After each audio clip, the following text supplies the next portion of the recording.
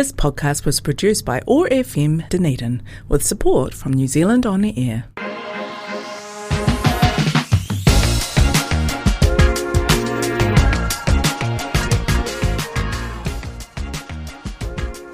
Welcome to the OI podcast, the Otago Institute podcast, in-depth conversations with experts from the worlds of arts, sciences and mātauranga Māori, brought to you by the Otago Institute, the Otago branch of the Royal Society for Arts and Sciences. Kia ora, I'm Dr Barb, and Trudy is still away on vacation, and today not only am I hosting, but I'm working the board as well. So this is going to be an exciting, what do we call it, episode thing. Anyway, today in the studio, we have got Liam White, the president of the OUSA, the Otago University Student Association. That's true, isn't it, Liam? Yes, you paused a bit there. That worried me a little bit. No, I did, because it's weird, because it's the Otago University Students Association, but it's the University of Otago. Yeah. And I always call it the Otago University, but whenever I'm doing official correspondence, I always get told off because it's not. It's the University of Otago. But then when I was typing out OUSA, and OUSA's been OUSA for, how long's OUSA been? 135 years this year. I was going to say, it's almost as long as the university itself has been there. Not quite, because I think the university 150 something. It's 150 something. Yeah, I think it's 6 months younger than the Otago Institute for Arts and Sciences. Oh, really? Unbelievably, that is true. Yes. So you've got two presidents in the room today. Myself as the president of the Otago Institute for Arts and Sciences, and yourself as the OUSA president. Oh, you paused again. Oh my gosh. So are you just one term? Yes. You get elected every year, right? So you're elected for a 1-year term. Yeah. And you are at present, you're actually a politics student, isn't that? I am not. Right? I've finished my your politics student, yes. I've submitted my master's dissertation in March in international studies, which is partly international politics, and I'm just waiting for that to be marked, and then I'm graduated. And then you're graduated. So you've already done your BA. Yes. So you did your BA in politics with Classics and Economics. Classics and Economics, which is classic, isn't it? Yeah. Weird combo. Very few of us are doing all three, but no, it was good. Oh, really? Yeah. Oh, I thought it was quite a common combination. I mean, I guess economics and politics seems to me that's that it's quite it goes together. Yeah. But I guess philosophy is the other one, isn't it? People tend to do with those I started with that, and then I realised I didn't like economics, so I dropped philosophy because I was doing PPE, which is its own thing. You didn't like economics, so you dropped philosophy. Yeah. That sounds slightly odd reasoning. That's what my dad said. But no, it was a weird one. I found that I had to do less economics paper if I dropped from a PPE major to an econ minor. And PPE, of course, is politics, philosophy, economics. And economics, yeah. No, awesome. Because we had, a couple of episodes ago, we had Charles Pigden on, who actually obviously did the PPE course. And I got that whole philosophy, politics, economics. You got the lecture. Well, it's interesting, because, I mean, you can kind of think, when you step back and go, okay, why are these three things connected, right? And you can kind of, politics and economics, but philosophy kind of stands out as why is the philosophy department running it? But then, of course, philosophy being all about kind of logical thinking and something. But honestly, which we could do with as much as possible in politics. So I'm fully in favour of that.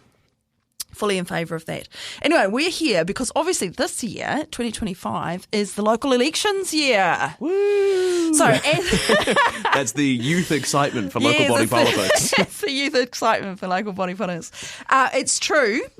But what we at the OI would like to do is just, because I'm quite a big believer in democracy. I like the concept. I like the whole idea that it's a terrible, terrible idea, but it's the best thing that we've actually managed to come up with as a society so far.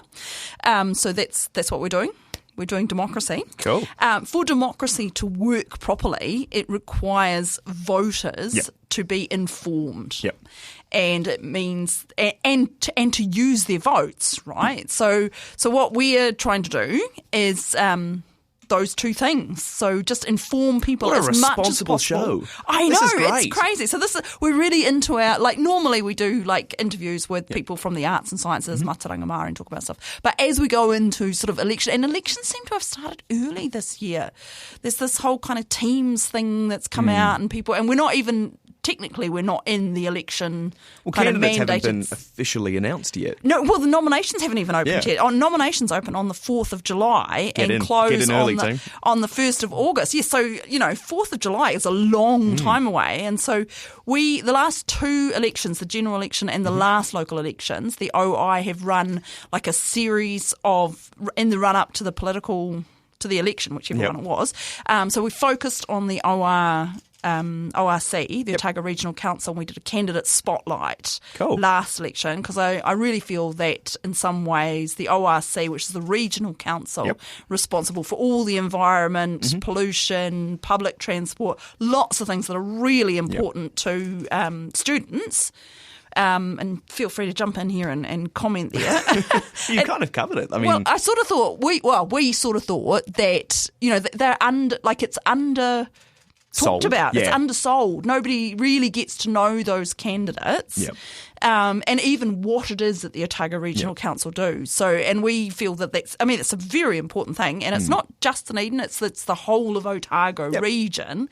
But it's a big area, and it's really important, and it's kind of that layer between central government and city, DCC parking. Coming from Auckland, which is a unitary authority, which means that your local and regional council are the same. So your city council, and there are a couple of those in the country, but not that many. Them and Chatham Islands, I think, are the only two. Which have got everything in common. Yeah, I mean, they're basically the same. The two big metropolises of New Zealand. But I think the reason, at least for students, why we don't feel such a connection to the Otago Regional Council, I think, is that regional piece, is that, students come in, we're usually only here for 3, unless you stay for 5 years like me. And then, but I mean, you came here by bus today to the studio. Yeah. Oh, yeah, true. Right, so the buses are run by the regional council. So anything that to do with public transport, air that we breathe, all of that sort of stuff. And I can kind of see people taking the air that you breathe for granted and going, okay, I don't really know who controls that. Which I'm not saying is a good thing, but I can see that kind of attitude. But buses, because buses, they're late, they're not on time. There's always things about. There's always things. But people always ask the DCC about the buses. Yeah, and it's this weird situation where the DCC runs the bus stops. Oh my God, that is so random. Yep. But it's that thing where and it's central government mandated that the regional councils run the public transport. Yep. So of course our Otago Regional Council also runs the Queenstown. Yep. And they've just had big consultation about public transport. They're doing the hearings now and this week and last week. 600 submitters. Yeah, so apparently. lots of submissions. Really big engagement. And one of the big things they do is public transport, apart from all the environment stuff. It kind of, to my mind, it sort of sits a little bit uneasy, but it also kind of makes sense because, if you're trying to get people to switch to public transport, it is really an environmental thing. But I'm not sure it really makes that much sense. But also it kind of does. And I think, so they've had that big consultation. And as you say, 600 submitters is not a small number of people who've actually bothered to, For local body engagement, that's huge. And also it's not 600 people, right? It's 600 submissions. Organisations. So some of those can be organisations that are representing, hundreds of people. Well, we submitted on behalf of our 20,000 students. And, so that's suddenly, I'm going to do the math really quickly here, 20,599 submitters. If all the rest are individuals, at least. And I know that the West Harbour Community Board and most of the other communities boards probably will have submitted as well. We definitely submitted, and that's on behalf of all of West Harbour community. Cool. So, so there are lots of organisations there. So I think that there is a lot of submissions there. Can I ask you if you had anything to do with that submission, if you've got some bullet points of what things that the OUSA touched on there? Ooh, that's our political rep, Jet, and he's much smarter than me. We submitted about safety. We also submitted for safety on the buses. Safety on buses. Because for the most part, buses are pretty accessible to students. But I think for a lot of people, particularly female students, which is the majority of students, because I think 70% of the cohort is female. Is that right? Yeah, it's really wow, I did not realise that. Wow. It's a fun statistic until you realise why, and the reason is that historically women have needed degrees in order to get ahead, whereas men haven't. Oh, right. So it's kind of a sad. Yeah, and it's not reflected in the staff at all. No. So At least not in my experience. yeah. And then so I'm laughing here, but it's a rueful laugh, folks. it's a kind of a laugh. But what were we talking about? Bus. Yeah. So we submitted on safety in buses. That at least my girlfriend, she used to live out in Port Chalmers, and she would come to my flat and then, get ready to go home at about 7 o'clock. And I would say, why don't you take the bus home? And she was like, well, I'm not going to get on a bus after 7:30. That's when it gets unsafe. And that's just really? the perception. Which Port Chalmers, reasonably safe bus route. It's interesting because I would just blindly have walked onto the bus and not thought anything about it. But then I'm a different person. Yeah. Well, I think, it's all about your background and and who's to say who's right as well. Yeah. Well, it's just down to individual experience. But if there's a perception that they're not safe, then that is a problem and in itself, because that's a barrier to people 100%. taking public transport, and that's that has to be addressed. And I think the regional council is responding to that because they've got this great ad campaign. And on the buses, they've now got the hotline you can call and a way to reach out if you feel uncomfortable on a bus or if you feel like something might go wrong. And they have Wi-Fi, don't they? Do they? Or am I imagining it? Oh, no, I might be imagining it. If there is, then I need to connect. No, it might be in my brain that I'm imagining that. No. I might have just wanted that and it's not happening. I kind of think that it's good not to have it. I think it's one of those little things where you can just shut off, you can just watch everything go by, and you can just turn off a little bit. And that's sort of meditative. No. The bus should be a relaxing experience. Engage. Speak to the people around you. No? No, that's not me at all. Oh. I do like... I'm being a bit too bleeding heart. I like talking to people, but I always feel like, you're on the bus, then if you've run out of data, you can always have Wi-Fi. And I think...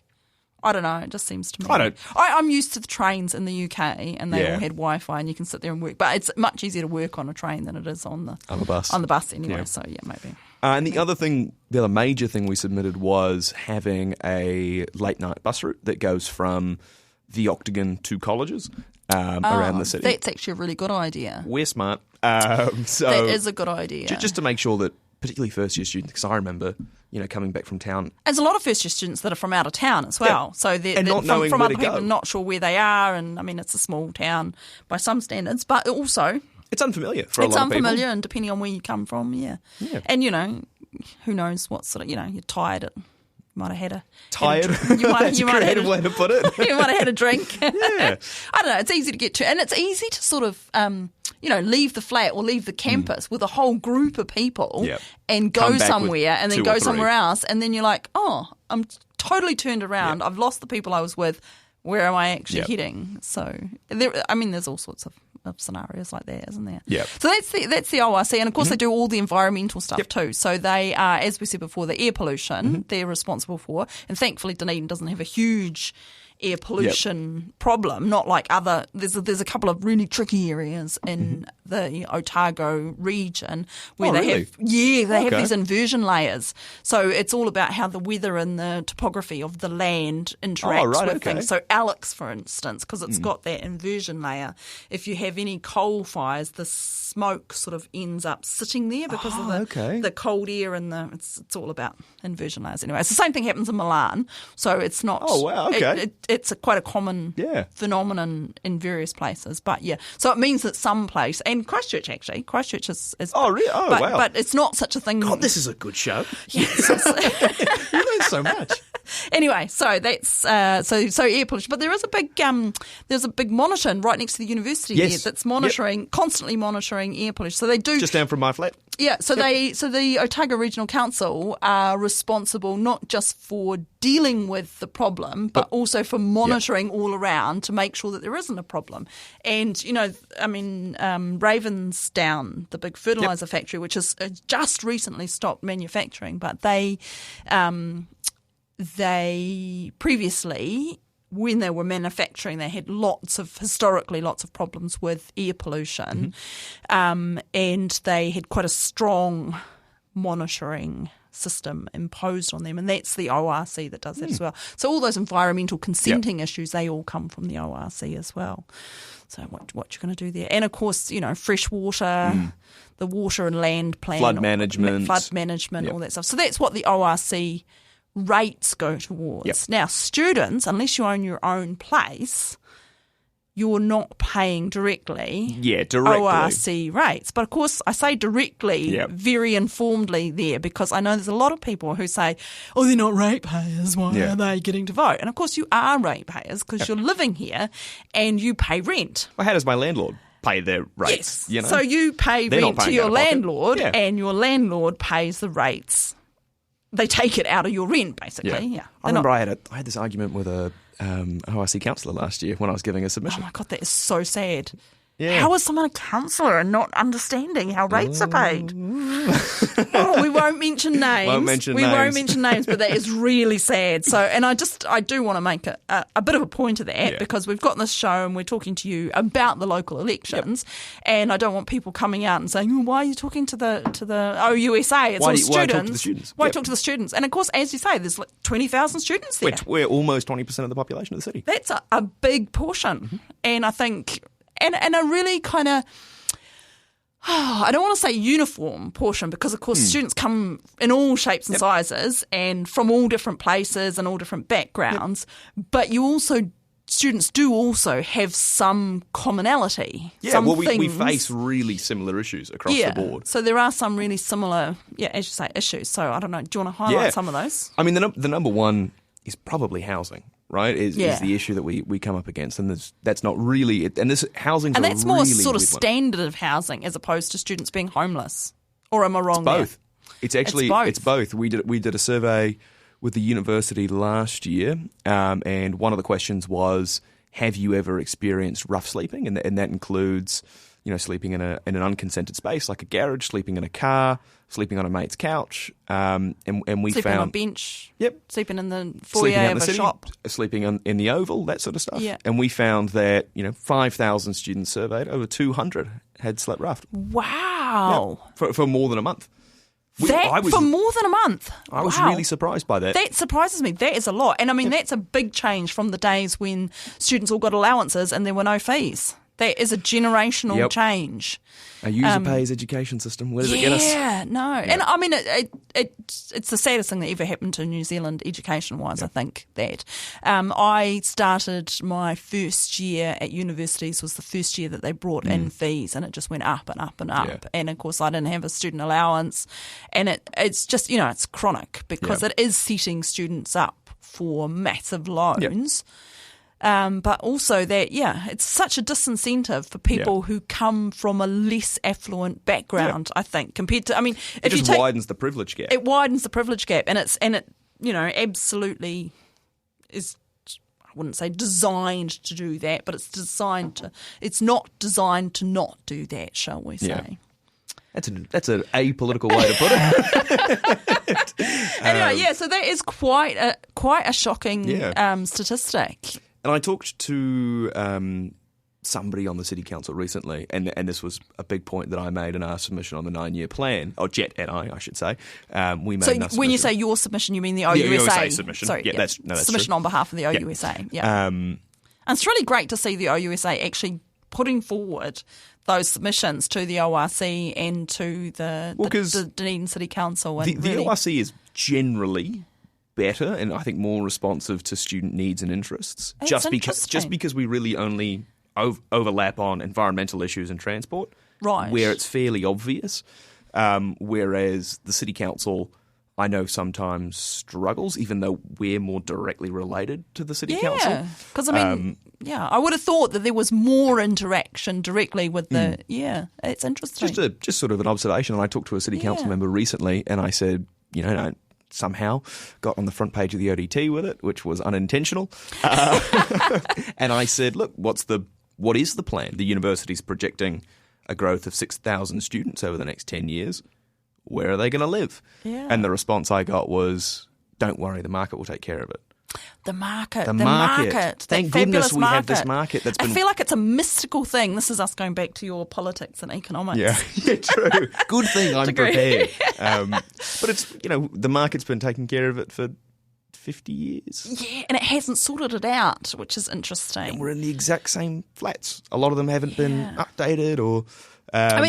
so conditions, and, I wasn't by any way, shape or form in one of the worst flats when I was here. I wasn't in halls, but again, there's that privilege gap, right? If you've got the money, the family backing money that you can afford to just go into halls, then it's easy. But it's not always, unfortunately, it's not always an economic issue either, because you get a lot of students who are very happy to pay, $350 a week for a flat on Castle Street. Yeah, well, and the flats generally there are poor because students come in and it's this cultural expectation. That's a bit of a cultural and a vicious circle. Like the landlords don't want to do anything to the housing because, but it goes the other way as well. Like the students or people living in flats generally, if the flat is in poor condition, it's going to be treated poorly. I always say it is definitely a vicious circle, and where that circle starts is really totally up for contention, really, whether it starts with,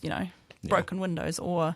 I always say if students are treated like animals, they'll act like animals. Absolutely. And they're not just students either. No. I mean, that's humanity as a whole. Well, but it's also now that area, particularly North Dunedin, isn't just students anymore. Now you've got more working families moving in. That's an interesting fact as well, because I've heard quite a lot of people say that, some of these things where it's like a student, in quotation marks, party that's got out of hand, it might not actually be Otago University. Well, or it might not actually be students, but it might not actually even be Otago University students.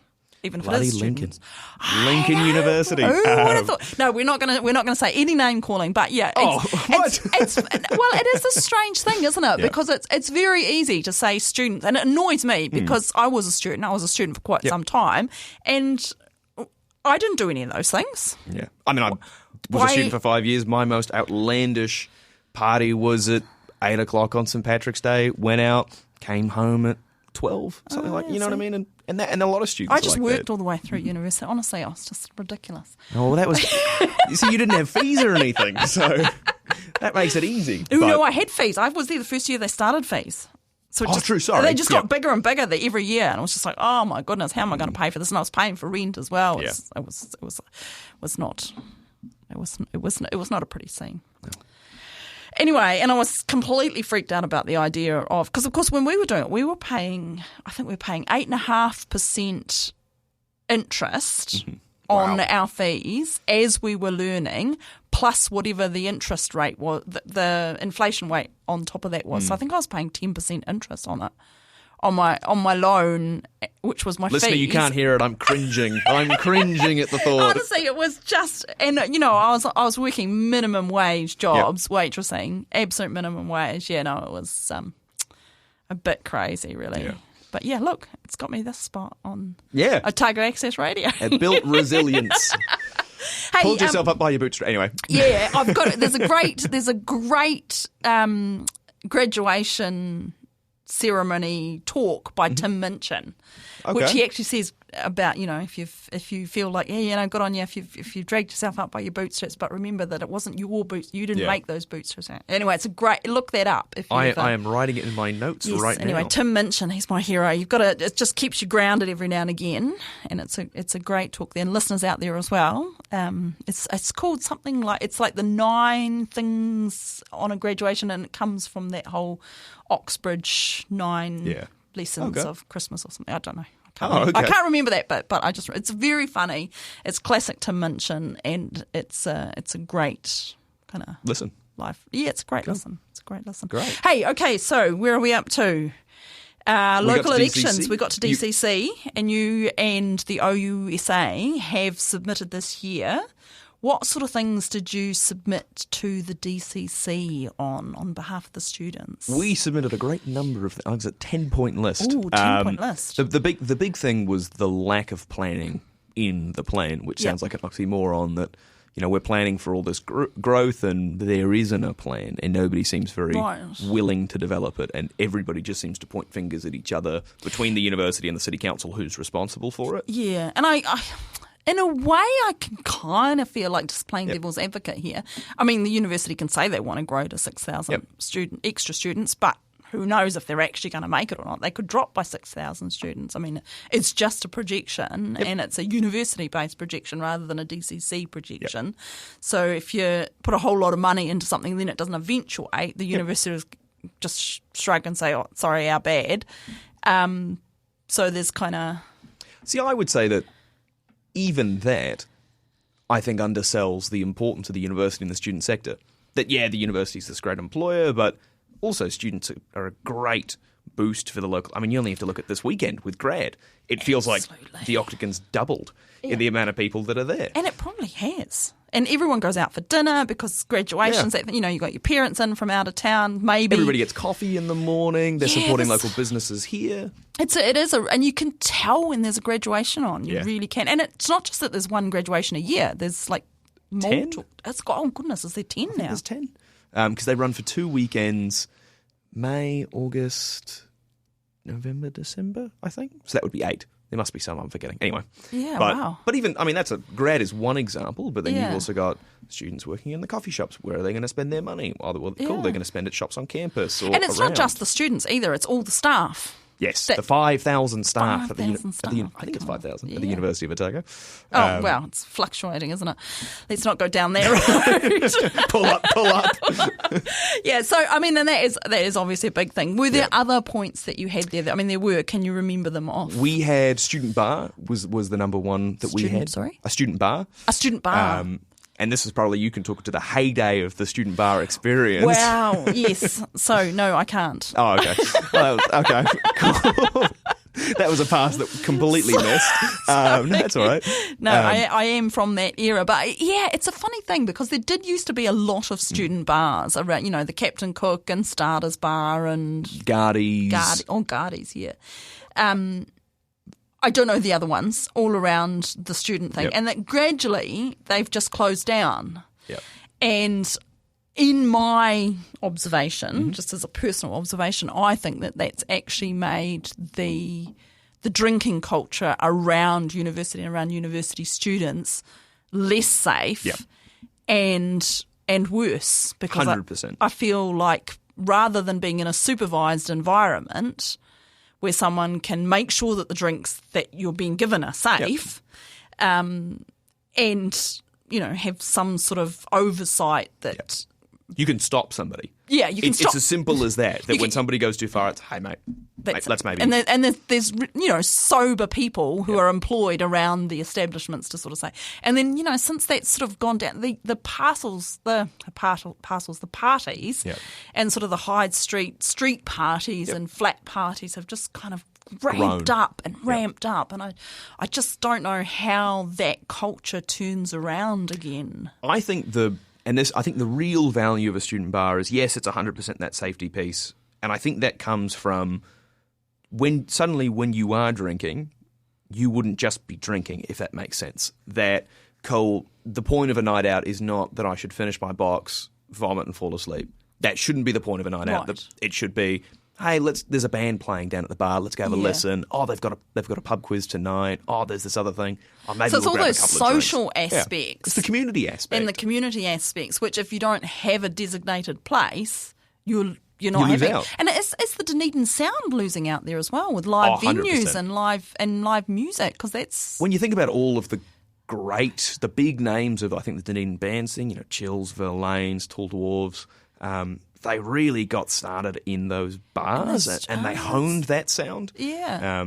This is something that I've only become really passionate about, having learned more about it. That just is how quite an important interesting... the bars yeah.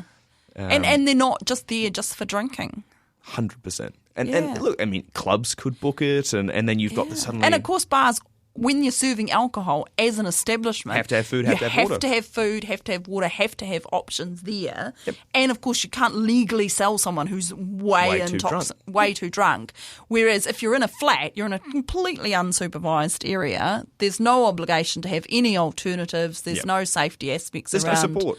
There's no support around it. And so that is quite... What was your submission asking the DCC to... We basically just said, look, because there's also a review going on at the university at the moment called an Entertainment and Activation Review, which is talking about how spaces and entertainment and food and stuff are all done on campus. And in our submission, we're calling for at least one student bar in the next 2 to 3 years, and then between 5 to 10 developed in the wider North Dunedin area over the next 10 to 15. Because I think the university may have purchased some of those. Some of them, yep. Yeah, and I mean, who knows what they're going to do with the land? They may have plans for student accommodation. Who knows? Mostly like libraries and little study centres, and which are, one of them was the Marsh Centre, which used to be the Guardies. Right, yeah. There was one of our referendums a couple of years ago where we asked, do you want us to turn that back into a student bar?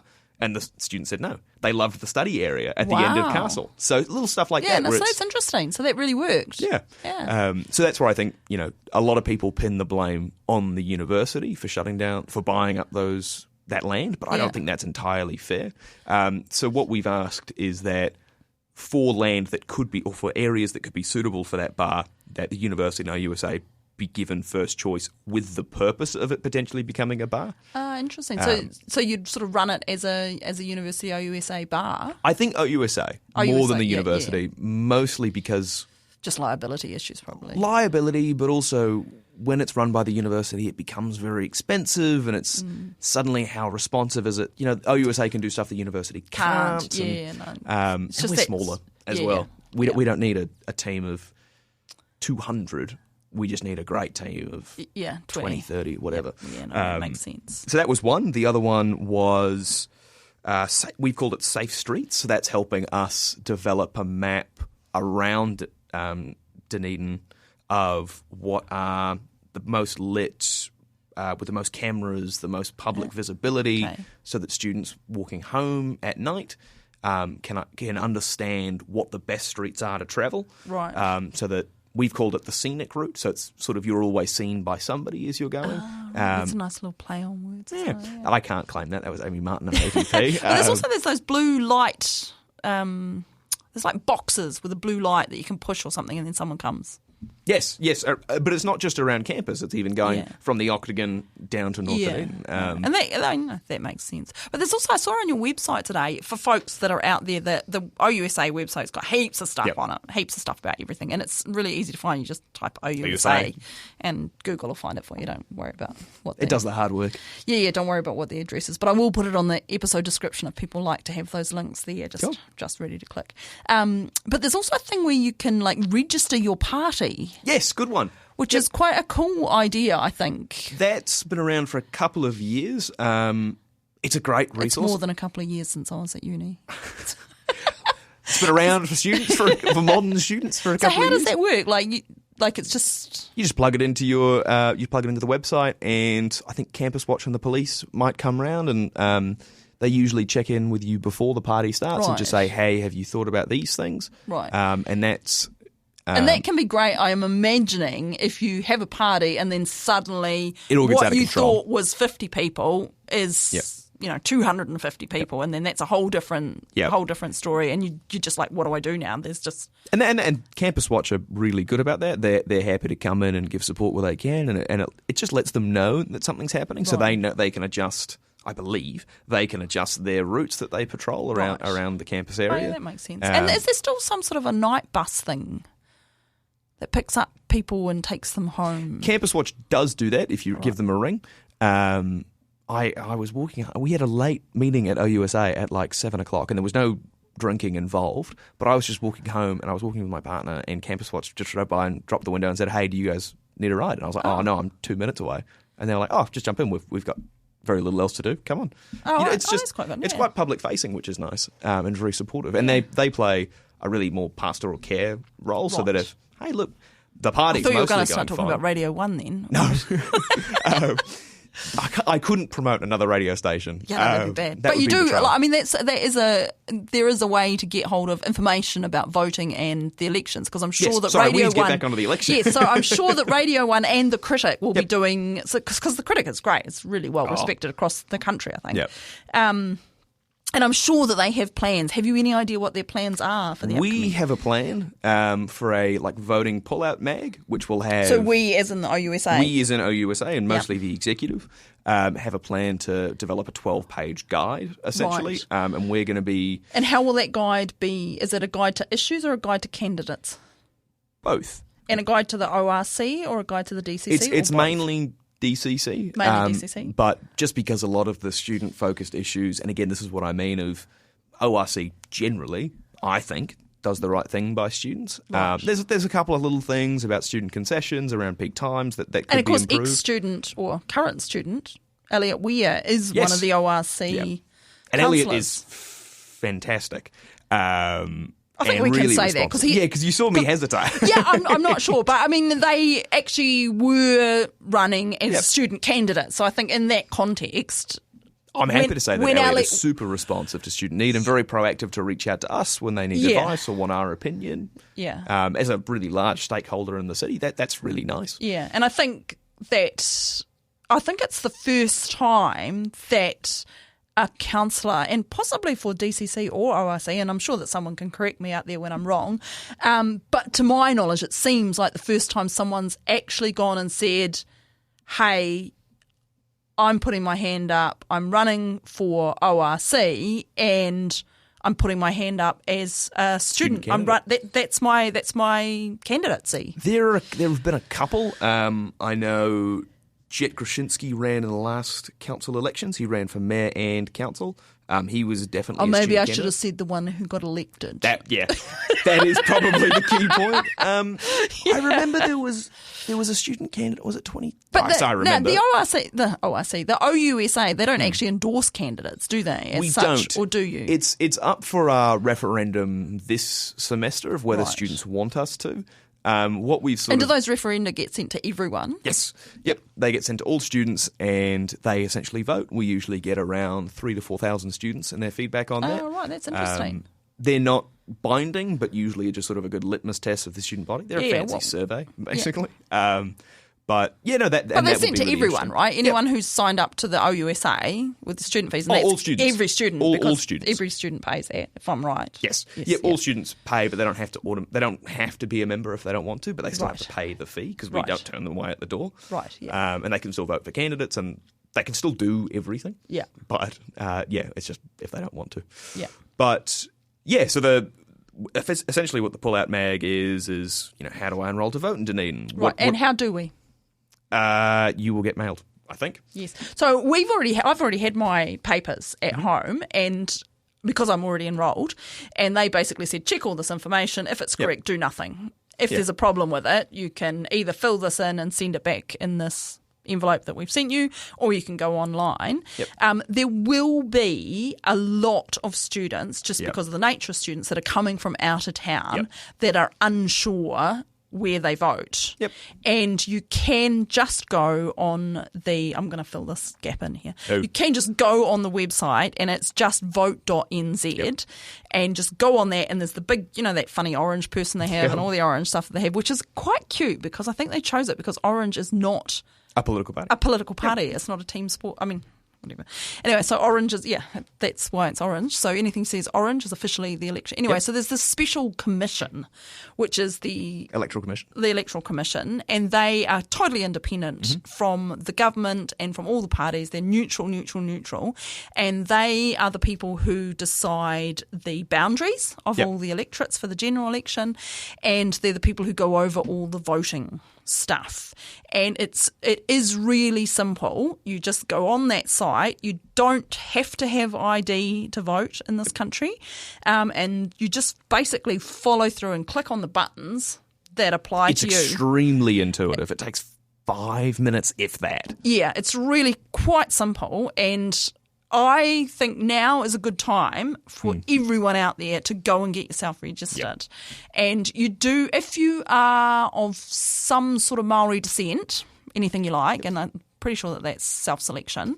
I think it's identify. Yeah, if you identify as Maori, if that's what I should say. If you identify as Maori in some way, then you have the choice of going on the Maori electoral roll or the general electoral roll. And all that means is that your electorate candidates are different depending on which role you're on.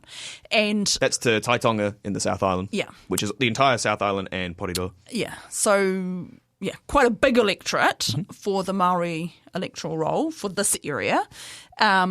Whereas there's two different electorates for the general roll. And this is central government we're talking about here. So in Dunedin, there's North Dunedin, which is kind of the university and North East Valley and that kind of, and then north of there up to Waititi, I think, somewhere. And South Dunedin, which isn't actually called South Dunedin, it's called Taieri, but it includes right out to, I think, Musselburgh there. And those boundaries are actually just, you can click on the button on that vote.nz site and that will show you where it is. Where I it think is. you just put in your address. You and put it in your. Oh, automatically yeah, you does don't it. have to decide Yeah. that. No, not at all. Sorry, I shouldn't. Just thanks for. It's more complicated than we're making it sound. It's less way complicated less than we're making it complicated sound. than we're making it sound. This is the nerd stuff. Yeah, this is the nerd stuff. So basically, you just go on and you just give them your name and address and your date of birth, and they will tell you which electorate you're in. For the local elections, the whole Maori electorate and general roll electorate doesn't make any difference at the moment because we don't have a Maori ward. We don't have a Maori ward, but we may be voting on that soon, I think. Will we? Well, I don't know. There's like Let's not preempt that. We're not going to preempt it. There's talk about it being Yep. a thing. But that would be good, I think, in my humble opinion. We've talked about whether we need to advocate for a student ward or a specific ward in North Dunedin. Oh, that would be interesting. We've talked, and this is a good thing to ask That would actually- Janine Hayward.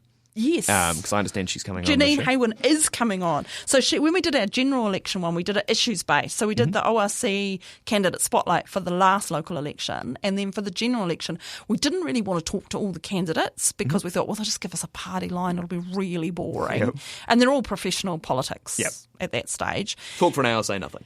Yeah, so we thought, well, what we'll do is we'll go for background. So we did like really general issues that we thought were going to be important for the central government. And we had Janine from the politics department come in, and she did 2 really amazing Politics 101 and Politics 102 for the general central government elections. And this year she's agreed to come back and do the same thing, but for the local bodies. Because, of course, the way you vote, like the system of actually picking who you want is different. And that's really important to understand how that system works so that who you're voting for, You get the most use out of it. You get the most value. use and value out of what you're voting for, but also just to kind of like tidy up some of those loose ends that people might be wondering about. So, so that's interesting.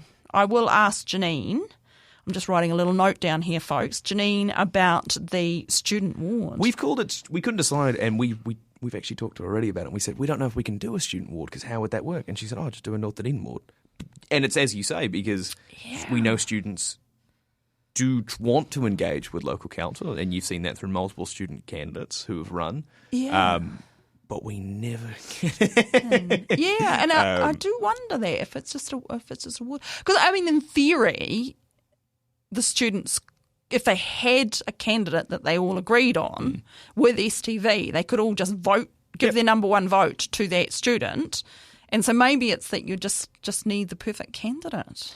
What we probably, and this is kind of if council was representative of the city of Dunedin, you would actually see 2 to 3 candidates. Yeah. Student councillors. Given the numbers, yeah. You never really get more than one that run. Yeah, that's interesting, isn't it? And they, with the exception of Elliot, they don't usually win. Yeah. And of course, Elliot was for ORC, and that's really unprecedented, I think. But yeah, Elliot's been doing a fantastic job there. I think he's really great. They are really great. Sorry. I had other questions I was going to ask you. Can you remember any of the other questions that I was going to ask you? It was about some other stuff that we're planning to do. So we've got our local body campaign, which is just sort of what we do to promote enrolment, which is we're going to be visiting colleges, doing lectures. We're going to have forums in August or September, one of the two, for both candidate mayoral.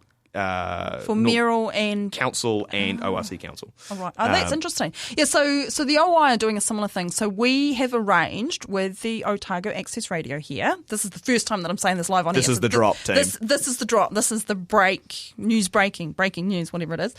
So we have arranged enough studio time so the nominations come in on the 4th of July, they start. Nominations close on the 1st of August. Mm-hmm. And then the voting by mail starts on the 9th of September. So there's like 5 weeks between when you know who all the nominations are and when voting papers are out there in the mail. So the first 2 weeks after the nominations close, we have booked like 12 hours of studio time. Wow. And we are inviting all the nominees, anyone who is standing for council, DCC, for a 10-minute interview, and we're going to ask them the same set of questions. Everyone's going to get the same set of questions, and they're going to get the same amount of time to answer those questions. Wow. How many questions are you going to do? This is months away and I'm like preempting this. I haven't quite. I've got the structure. So what we're going to do is we're going to do 10 quick questions. Cool. At the start. There you go. You said it live now. You have to hold yourself to that. So I've even got those questions sorted. So there's going to be 10 quick questions at the start, and then there's going to be some longer form questions where they'll have 60 or 90 seconds to make a kind of a more thought out answer. But remember, they're not going to know the questions ahead of time. So only I know their questions, and we're going to interview everyone as close as possible. Right. And we're not going to release the questions or the interviews until we've finished them all. Oh, that's a good idea. So that's what we did with the ORC ones, and that's what we're going to do here. It's harder with the DCC because there's more candidates, so I'm hoping that there's not more than about 45. Oh, there definitely will be. I'm sorry, there definitely will be. I think 50 to 70. Oh, really? Is what I've heard people throwing around. But, really? Because last time there wasn't that many. There wasn't 70 people. Anyway, I'll have another check anyway. So that's what we're going to do, and we're going to play. So we're going to play them all like enough 10-minute interviews in the normal OI podcast slot, and we have 2 slots. We do replay usually on the weekend, but we're not going to do that. We're going to play the interviews, and we're hoping that we can like spot them around. But they'll all go up on podcasts at the same time. There'll be a big drop, and then at the end, so we'll have the longer form questions, and then at the end we'll have some quick yes or no questions. Depending, and no, I won't know those till close to the time because hopefully they'll be whatever's relevant. Yep. To the election right then. So the whole Smooth Hill thing could be all over and done and dusted of no interest to anyone. That is extremely ambitious. I think that'll be done and we'll dusted. ask something else. Anyway, so that's Great, our plan. That sounds cool. And yes, so if the OUSA have got a specific question, don't tell me now live on air, but if you've got a specific question that you would like me to pose to every one of the DCC. Wow. That's a level of power I'm not used to. Yes, so there you go. Yeah. There won't be more than 10 questions because it's only a 10-minute slot. So there'll probably be, to be fair, there'll probably be 8 questions, something like that. And there'll be... That sounds hard yakka. Thank you on behalf of Dunedin for doing that. Anyway, so we're hoping to go... It's a little bit longer, a little bit more than what's in the voting brochure. Yeah. And of course, you can't do much longer with that many candidates. Yeah. And we specifically didn't want to give more airtime to the mayoral candidates because there is this weird thing where a whole bunch of people who clearly are not really anticipating that they will be mayor just run for mayor because they think that they get more airtime for it, or I don't know why. Because I feel like some of them, like if they actually got elected as mayor, they'd go, "Oh, what did I do? I didn't mean to do that. Please, can I?" Well, because all you have to do is tick an extra box, and you get so much more airtime and more forums. The ODT look at you more closely, all that sort of stuff. And I just don't think that that's fair. Yep. In the way that I think about it, so. I might ask them specific, like one question that's different depending on whether they're a mayoral question or a non-mayoral question. Nah. But yes, I doubt it. But if they get an extra question, like if they get a specific question, then the other people who are not standing for mayor will get a different question. Oh, yeah. So they'll have the same number because they have the same amount of time. They'll have the same number of questions. I want it as fair as possible. And I think what a lot of people don't realise is that the mayor, apologies to his worship, the mayor, actually isn't that different to other councils. All they do is sort of represent the city, but I mean they have the same amount of votes. They just chair the meeting. Well, unless there's a casting vote required. Yep. And that's very unusual. Yeah. And generally, if the chair of something, or the mayor in this case, needs to cast a casting vote, they generally go with the status quo. Yep. That's general rule of thumb. But, they can do what they like. They're the mayor. But they do. They get one vote, and it's only if there's a tie that they get to do anything different. And because they control they do control the meetings, and they do pick positions. So they set out those subcommittees, and they set out who's going to be the chair and who's going to be the deputy chair of those subcommittees. Yep. And I think that's actually quite useful to think about because that is a power. Because a lot of the actual work of council is done in subcommittee, and then that comes back. So I think, when you're talking about those things, you have... Hey, we've got 10 minutes less, not even. Last thoughts, Liam. Last thoughts. So, I mean, we're talking about registering. That's our big thing at the moment is please go in and register online. If you're not going online, I mean, students are all online, aren't they? Surely, We're a digital generation. Yeah, go online. So, and I mean, there'll be a lot of people who, this will be their first election, local body or anything, first years coming out. If you've just turned, 18, 19. You might even be 20. You might even because you would have missed the last local body. If you missed the last, So anyway, so this could be, now if you're in a different place, if you're born in a different place and you're here, but you're here for 3 years, you live here, you're absolutely entitled to vote in local body elections, for sure.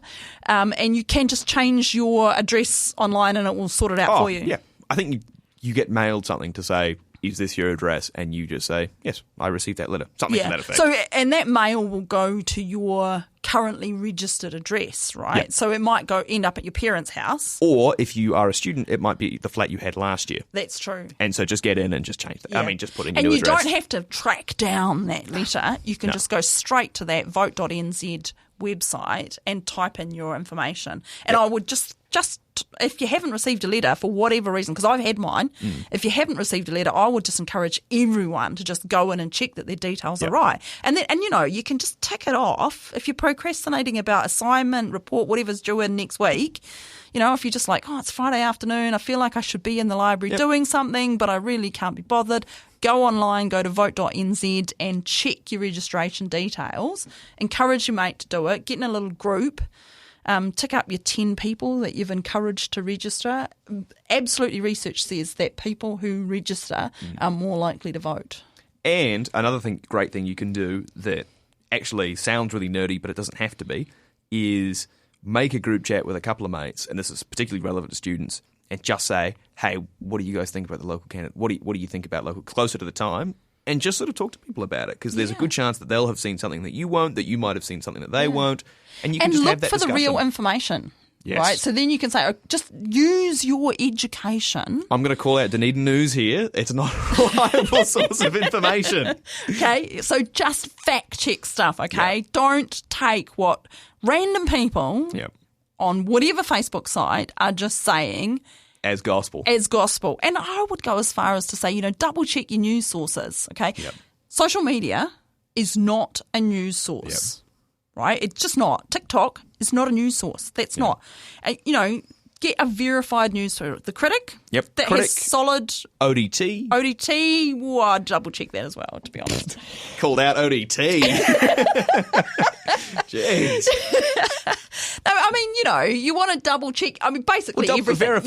You want to verify everything, and verifying everything means that you need to hear the same thing from more than one source. Yes, and those sources need to be independent, and that's that's verifying. And when people say do your own research, it usually drives me nuts. But in this case, it is absolutely up to the public to do their research.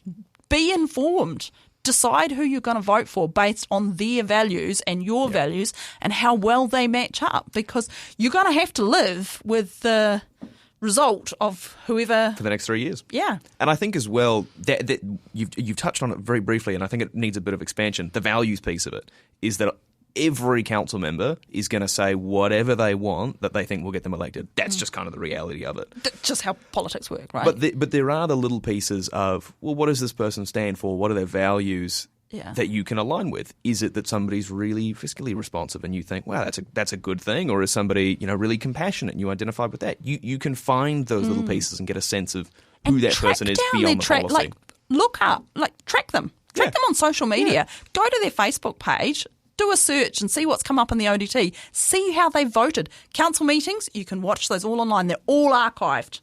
Yep. The last, at least this term, is all online. You can just click and you can watch how those councillors behave in council, what they're voting for, their voting records there.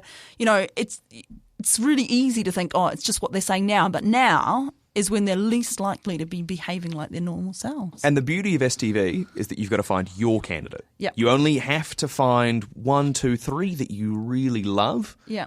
And give your number one vote to the person that you most want in.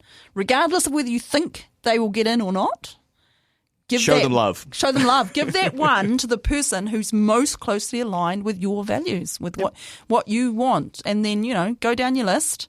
Okay, if this person doesn't get in, who do I next want to get in? Who represents me second best? Yep. If those two don't get in, who represents me third best? And STV, it sounds complicated, but it's as simple as that. It's exactly like a high school popularity list. I think it's exactly the same as picking ice cream, to be honest. Like, my husband likes pistachio ice cream. I think it's green. Why would you eat something that's green with lumps in it?